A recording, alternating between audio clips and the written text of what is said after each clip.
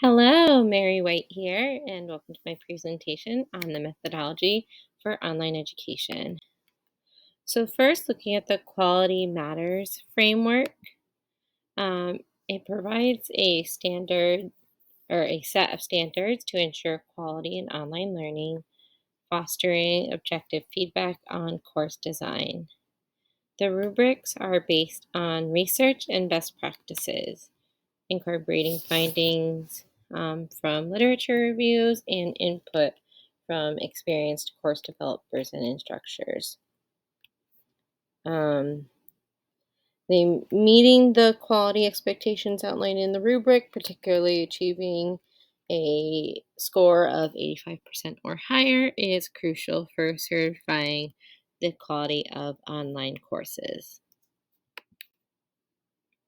Next is the National Standard for Quality of Online Learning, and these are a set of standards set to evaluate and improve online courses, programs, and teaching in K-12 education.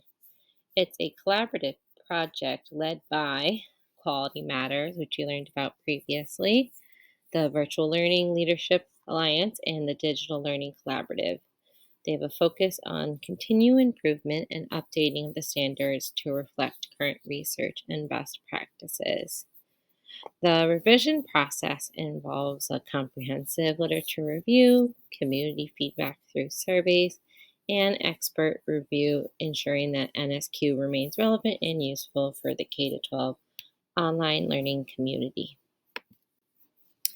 And next is the Community of Inquiry Survey instrument, and this is validated using measure to see the effectiveness of online learning environments. It identifies three key parts of online learning: cognitive presence, social presence, and teaching presence.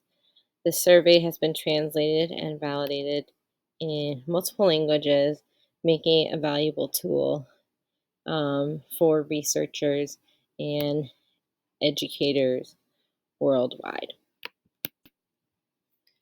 So the convergence of these three frameworks represents an approach to optimizing online education through their distinct principles and practices. So I'm going to refer to them using their abbreviations. So Quality Matters, known as QM, emphasizes systematic course design that aligns with learning objectives, assessments, activities, and different technologies. NSQ provides benchmarks for designing courses that meet national education standards, and COI underscores the importance of designing courses that foster social and cognitive presence and promoting meaningful interaction and collaboration within the learning experience. Now to facilitation. QM promotes effective facilitation through clear roles and responsibilities for instructors, ensuring they support learners through the process. NSQ emphasizes instructor competence and responsiveness in online environments, so engaging with students online through things like discussion boards and forums, etc. COI highlights the role of instructors in establishing teaching presence, facilitating discourse, and really creating a supportive online learning community. Interaction. All three of these frameworks stress the importance of interaction with online learning. QM advocates for a more structured process from learner to instructor and learner to learner interactions. NSQ focuses on more diverse forms of interaction, whether it be synchronous or asynchronous. asynchronous to enhance student participation and collaboration. COI provides more theoretical grounding for designing interactions that build social and cognitive presence, which enables meaningful exchanges and allows students to deepen their learning experience. Last is assessment. QM offers guidelines for designing assessments so they align with course objectives, making sure it's valid, reliable, and fair. NSQ emphasizes the use of varied assessment methods that, of course, also align with the standards.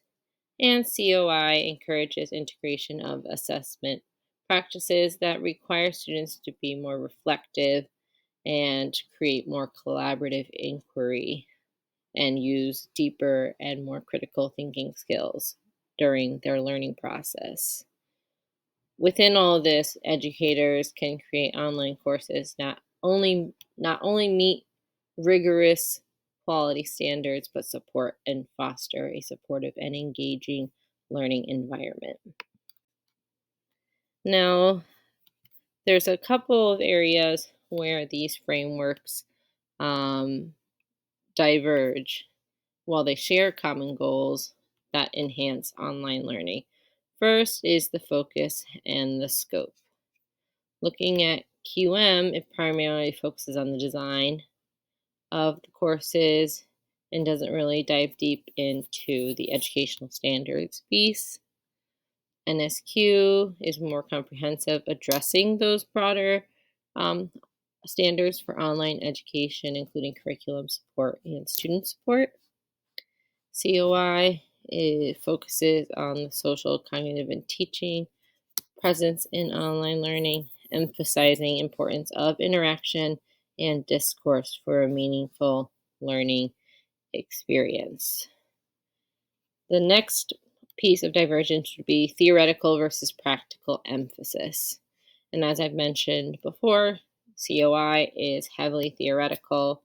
It provides a framework for understanding, but offers few practical guidelines for course design and assessment. QM and NSQ are more practical and offer specific guidelines and standards while creating and evaluating online courses.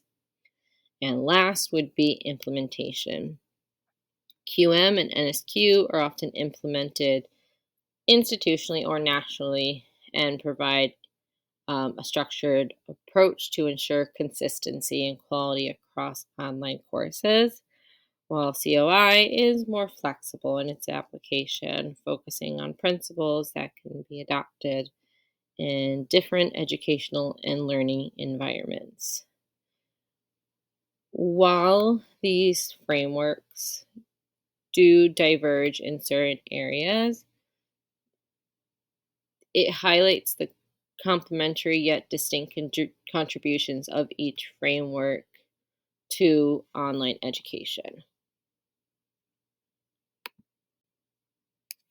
So, looking at how these frameworks are currently being applied in my workplace, I kind of looked at what I knew we were doing in the workplace and kind of branched off from there.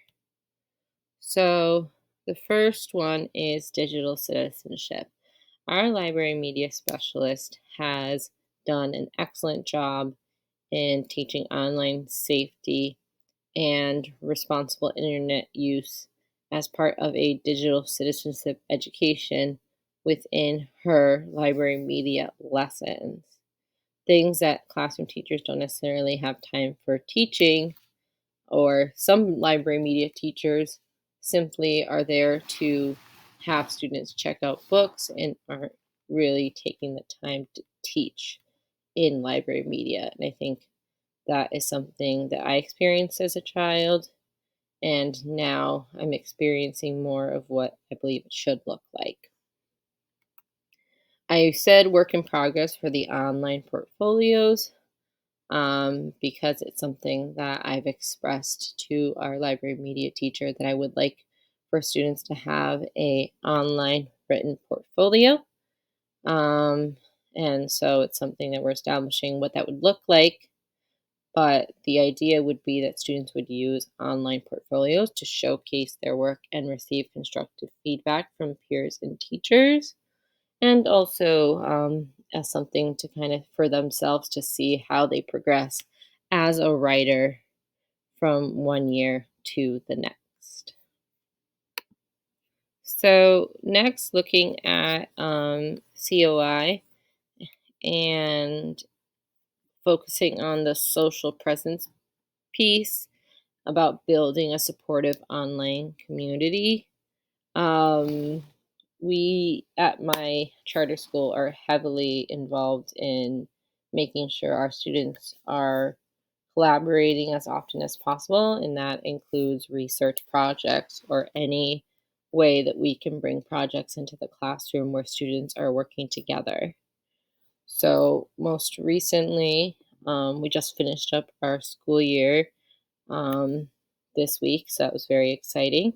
But something we had done recently was looking at non renewable and renewable energy, and students had to research and put together their findings in a presentation. It fosters teamwork, fosters researching skills, and them to interact with each other in some cases in ways that they with students that they might not normally be socializing with. And last is looking at the QM framework, um, having students um, interact with virtual manipulatives online to reinforce math concepts. So I use a website called toytheater.com.